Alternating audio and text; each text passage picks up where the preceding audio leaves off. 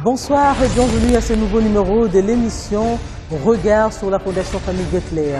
Une émission consacrée essentiellement aux actions sociales qu'entreprend la Fondation Famille Guetler pour le bénéfice des populations congolaises.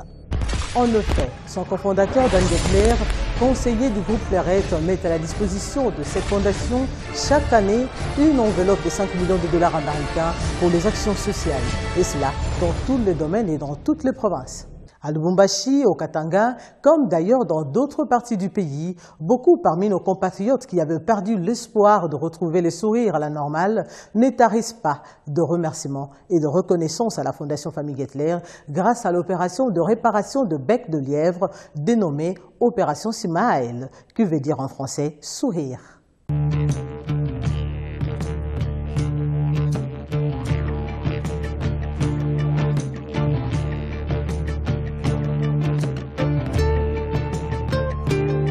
Huyu ni mtoto yangu Mwadi Esther Mwadi Mutumbu.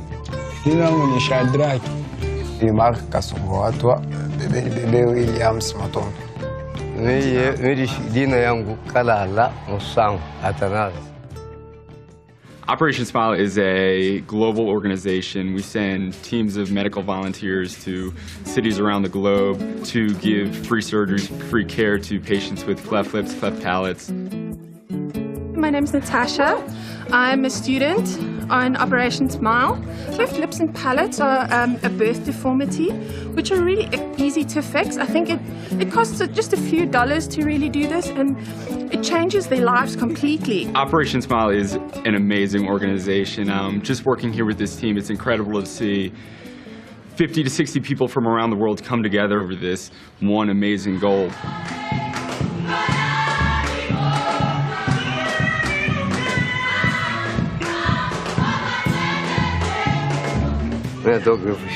Miaka yangu 47. Jina ja mwana eu njite ngalonji. Iyo operation abarive shirive. Mina wabache asante sana kwa aba bazungu banakuwa na hiyo operation ya kufanya hiyo model. Our sponsors are the people that make this happen. The Gertler Family Foundation is our biggest supporter here in Lubumbashi and in the DRC, and without their help, none of this happens. Everything is provided, the sheets, the blankets, free food. We provide the shelter for them, especially those who are coming from the surrounding, Kolwezi, Kalemi, Kasenge, and Kabongo.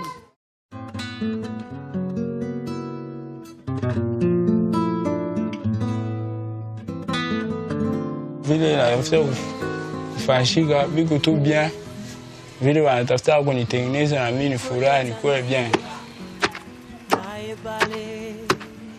Pale beba zaka hivi mbele banifichika kama shikumonaki to mizalaka mbaya banifichika mishumo hapa bakwa kumona mimi nakuwa donc dépasser tension na shuka. Niko na difficulté ya mingi kubandu wa mingi wanaanza kunichambula, angalia vile wewe aona sawa kubandu kusanyema tusa. It's tough for them to be a part of their community, to interact normally with, you know, friends, family members. It's a lot of them are outcasts in their communities, in their families. It's something that we can fix and that we need to fix. Mwenyewe ule mune njana ajo operation huyu Mwadi njo hapa kingari mtoto kilo. Aba ni baloko yake. Mimi mwandikisha kwa masomo 6 ans. Kama na kwa masomo na batoto benjaki. Benda mchambula siku yote nilikopa kana bukonzi na bazazi yake. Bantu bana nichambula na shikia mbaya. It's extremely important. It's extremely difficult to just get the word out. We do a lot of things. We always do posters, flyers. We do radio ads. We do commercials. Nilisikia nipaka yemo yanjani nileta papier alienda muvili. Kisha wale tonkwa kuna television na kumwangaza banige na mimi nashikia furaha, mimi nasema Mungu wangu bafike kona umu. Wale banafika mimi nashukuru Mungu. One of the unique things that we did here in Lubumbashi was actually to hire a van that drove around to the different neighborhoods, announcing to everybody that Operation Smile is going to be here in Lubumbashi and to arrive at the hospital for our screening days.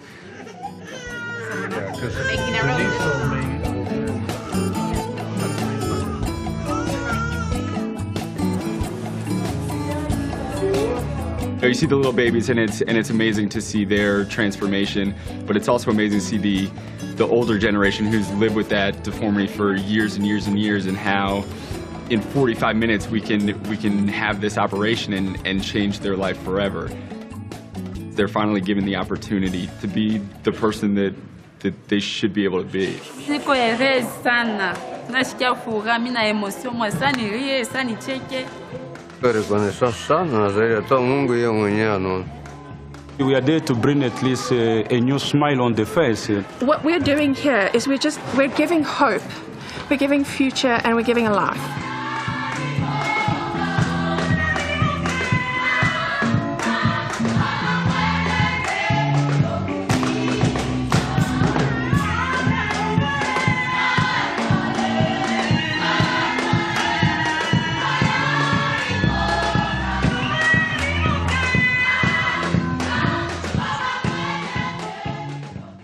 Les actions sociales de la Fondation Famille Gettler portent plusieurs articulations, dont l'une se focalise sur l'hôpital pédiatrique de Kimbondo, communément appelé Mama Coco, ici à Kinshasa, où plus de 800 enfants, orphelins ou abandonnés, malades et vivant avec handicap, bénéficient d'une prise en charge de la Fondation, cela à leur grande satisfaction.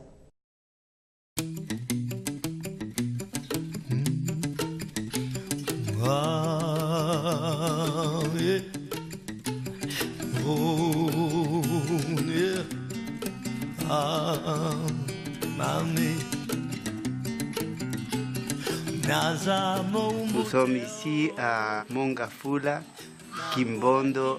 Je m'appelle Hugo Rios. J'étudie médecine en Argentine et je suis venu en Afrique pour consacrer ma vie au service des pauvres. Nous avons 758 enfants. Tout enfant qui arrive ici s'accueille vraiment comme un don de Dieu. Here is our place of la pediatría. Pediatría de Kimbondo, hospital. Cette pédiatrie, la pédiatrie, nous avons créé il y a presque 30 ans. Nous faisons tous les examens, surtout l'examen de VIH, sérologie, toutes ces choses comme ça.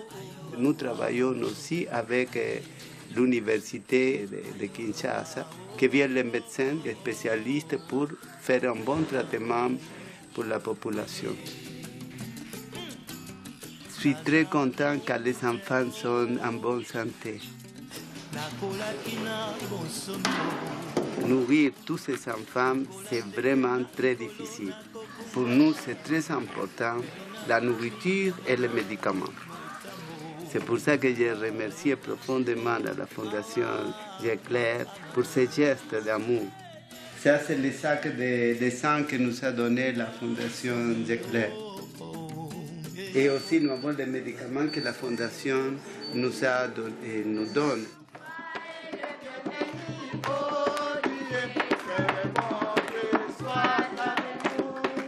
Travailler pour ses enfants, donner quelque chose pour ses enfants, c'est travailler pour le futur du Congo.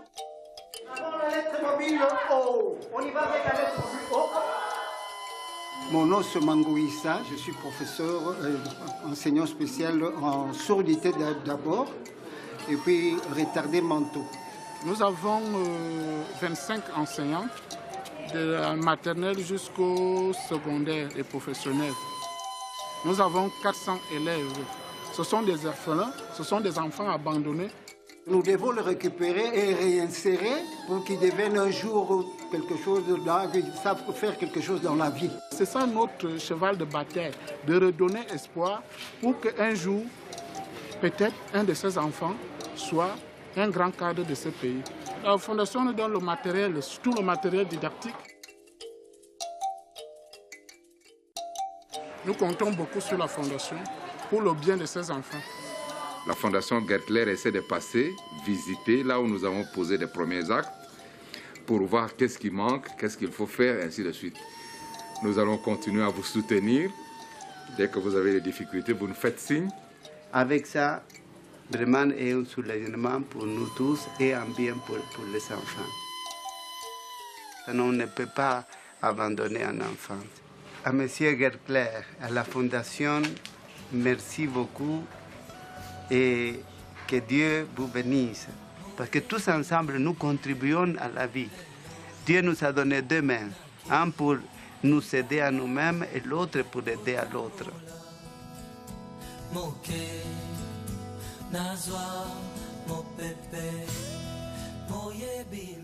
Toujours à Kinshasa, la Fondation Famille Gettler vient en aide aux enfants démunis et malnutris que prennent en charge 2 sœurs de la congrégation de passionnistes responsables du centre de santé Saint-Raymond de Ngandayala. Nous sommes là dans la partie est de la ville de Kinshasa.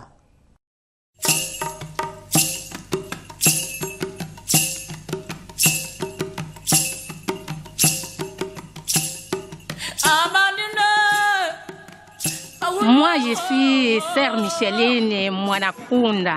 Ici, nous sommes au centre de santé Saint-Raymond. Je m'appelle Sœur Rose Touka. Je suis gestionnaire du centre. Ici, nous accueillons beaucoup de malades, des enfants mal nourris, même les orphelins. Oui, il a 3 ans et plus. Il était abandonné de sa mère 5 mois. Sans les dispensaires, ici, les enfants mouraient. La Fondation Famille Gettler qui nous a aidés. Je m'appelle François Njeka. Je suis le coordonnateur des activités de la Fondation Famille Gettler. On a trouvé une 60aine d'enfants malnutris qui étaient encadrés par la sœur Micheline. Et la Fondation Famille Gettler a été très touchée. C'est alors que spontanément, les responsables de la Fondation ont décidé d'intervenir. Nous avons construit une paillote parce qu'on a trouvé que les enfants étaient dans une paillote qui était sur le point de s'écrouler. Nous avons donné une jeep pour que les sœurs puissent prendre les enfants malades et même les dames qui ont des difficultés d'accouchement. Et ces médicaments que vous voyez là, nous les avons reçus grâce à la Fondation Gettler. On travaille fort pour que les enfants, on les donne la vie. Exemple, celle-ci avec son enfant. Il était la moitié mort. Mais nous l'avons soigné, la voilà maintenant. Je voulais seulement remercier les sœurs pour tout ce qu'ils ont fait pour moi et pour ma fille. Je remercie beaucoup vraiment cette fondation qui fait des merveilles. J'étais très touchée de voir que dans ce monde, il y a des personnes aussi si généreuses que dès que vous leur parlez de votre souffrance, ils vous aident. Ce que nous faisons nous procure de la joie. Nos espoirs et nos rêves, c'est de pouvoir trouver ces places, se développer.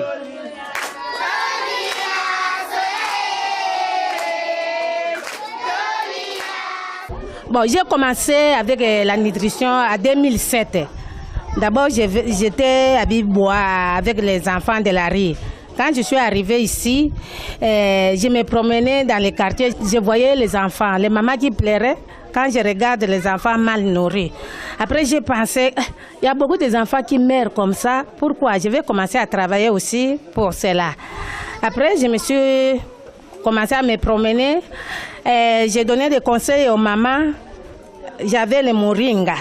La poussière de moringa, je dis que dans la nourriture des enfants, quand vous préparez, vous mettez cela. Faites le mélange de soya. Mais ce n'est pas ça seulement, il fallait avoir les médicaments et avoir un peu d'argent. Donner l'argent, on part quelques minutes, on part transfuser les enfants. Les mamans disaient, ou papa, nous n'avons pas d'argent. Après 3 heures du temps, vous voyez l'enfant meurt. Quand j'avais vu 4 enfants qui sont morts devant moi, et puis j'ai dit que non. Au moins que je commence à faire quelque chose pour sauver ces enfants. J'ai commencé à fabriquer les tangawis et les jus. Quand je me promène dans les villages, entre-temps, je cherche les enfants. Je vendais et puis les gens se moquaient de moi. Qu'une religieuse qui peut vendre les choses comme ça. Ils se moquaient. Il y a d'autres qui disaient que non, peut-être il n'est pas religieuse. On l'a aidée dans la congrégation, c'est pour cela qu'elle fait ce travail. Moi-même, si vous savez pourquoi j'ai fait ce travail, vous ne savez pas. À la fin, quand ils ont compris que j'ai fait ça pour sauver les enfants, et il y a d'autres qui les voient, quand ils me voient comme ça, ils viennent acheter. Avec cet argent, je garde, quand ça arrive, les cas des enfants, ça soit la nuit, je prends mon argent, je pars ramener l'enfant. Quand on le transfuse, je reviens avec l'enfant. Et puis, on sauve l'enfant. Moi, pour moi, le problème de honte, de vendre les choses comme ça pour sauver les enfants, je n'ai pas honte. Les gens, maintenant, ils savent dans ce village que c'est vrai, la sœur est venue pour sauver nos enfants. Combien d'enfants on a sauvés? Il y a beaucoup, beaucoup. À ce coin ici, il n'y a pas beaucoup d'argent. Les gens pauvres qui viennent. Donc, nous restons en des religieuses. On louait la maison. Cette maison qu'on louait aussi s'est abîmée. Quand vous pouvez aller voir la place où on dormait, c'est pour cela la fondation Gettler a vu cela que nous élevons les enfants. On sauve les enfants. Nous-mêmes, on vit dans la condition qui n'est pas normale. C'est pour cela qu'ils ont construit la maison pour les enfants et pour nous autres. Pour nous et les enfants. D'abord, elle a construit la paillote, la place où on pesait les enfants, et c'était à paille, abîmé. Il y a l'eau qui est entrée. Quand ils sont venus, ils sont arrivés comme ça, ils ont vu que on ne peut pas les laisser dans cette condition. Ils ont construit la paillote pour les enfants. C'est là où on anime aussi les femmes quand ils arrivent. Comme nanga muzinga Wilfried, na memi koko nangai. Maman moi na kufatikilanga bana 5. Je m'appelle Mujinga Wilfried. Celle-ci est ma petite fille. Sa maman est décédée le jour de son accouchement, laissant derrière elle 5 orphelins. Celle-ci n'est pas malade. Nous avons été prises en charge à sa naissance dès la mort de sa mère. Aux nourrissons, elle donne du lait et aux autres du riz, le maïs, de l'huile et les haricots. Elle n'a pas d'argent, mais elle est généreuse. Nous vous demandons de la soutenir. La sœur nous a dit que le monsieur qui nous envoie à manger viendra. Où est-il? Je voudrais le voir. Je lui dis merci, que Dieu et son fils Jésus le bénissent. Napesi ye merci makasi Jehova pambola ye na mwana na Yesu basunga ye babakisa ye ya mingi pour continuer ko ye babiso. Elle était enceinte. Après, elle a accouché. Donc, on pensait qu'elle avait le sida. Mais elle n'avait pas le sida. Les parents l'ont abandonnée. Après une semaine, quand elle a accouché, ils ont vu qu'elle va mourir. Donc, on l'a laissée. Toi, tu n'es plus notre enfant. Tu vas mourir. L'État va t'enterrer. Nous ne comptons pas que tu es notre enfant. Après, moi, je suis partie la prendre. Parce que je suis partie la voir dans la maison. Elle faisait la matière sur les lits. Je l'ai pris avec son enfant. Je suis venue avec au centre. J'ai dit, quand les parents ont refusé comme ça, même les infirmiers ont dit que non, ma sœur, si les parents ont refusé, toi aussi tu les remets. Pourquoi tu l'as pris? Moi, j'ai dit que non, on va voir. Après, j'ai demandé à la fille, dites-moi, qu'est-ce que tu as fait à ta vie? Elle me dit, non, ma sœur, j'ai seulement la dette de 1000 francs. Et je n'ai pas donné à Pascal. Mais quand je suis partie à l'église, les pasteurs m'ont dit qu'on m'a mis les sachets à la gorge. Quand je prends les médicaments que je prends, ça entre dans les sachets, ça n'entre pas dans le corps. C'est pour cela, ma sœur, je vais mourir. Cette photo que vous voyez, ça c'est après 2 semaines que je l'ai donné le médicament. Et puis qu'est-ce que j'ai fait? J'ai appelé le docteur, elle a prescrit les antibiotiques, je l'ai donné, j'ai acheté, je l'ai donné, ça ne tenait pas. Après j'ai dit que non, si c'est comme ça, je ne vais pas aller faire les examens. Je suis partie avec Aïtonga. On a fait les examens. Après le docteur m'a dit que ma soeur, tu es fidèle dans ce que tu fais. Ton enfant a tuberculose. Tu viens chercher les médicaments. Je suis partie prendre les médicaments. J'ai donné la première semaine. J'ai dit à la fille qu'on va voir le pasteur et moi. J'ai donné à la fille. La première semaine, quand elle a pris, elle commence à s'asseoir. Après, elle dit, elle regarde dans la miroir. Elle dit, c'est moi qui regarde ici. Mais ce n'est pas vrai, je vais vivre encore. Moi, tu vas vivre. Après, je continue à lui donner toutes les dépenses, c'est moi-même. La fille, lentement, elle a commencé à descendre à la rivière pour se laver elle-même.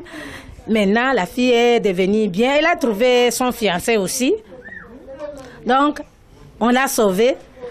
Et son enfant maintenant, elle a 1 an, 3 mois. C'est une belle fille aussi. À l'exemple du groupe Fleurette, qui concilie ses investissements à l'amélioration des conditions de vie des populations congolaises, il serait souhaitable que le cas du groupe Fleurette soit multiplié par autant de fois.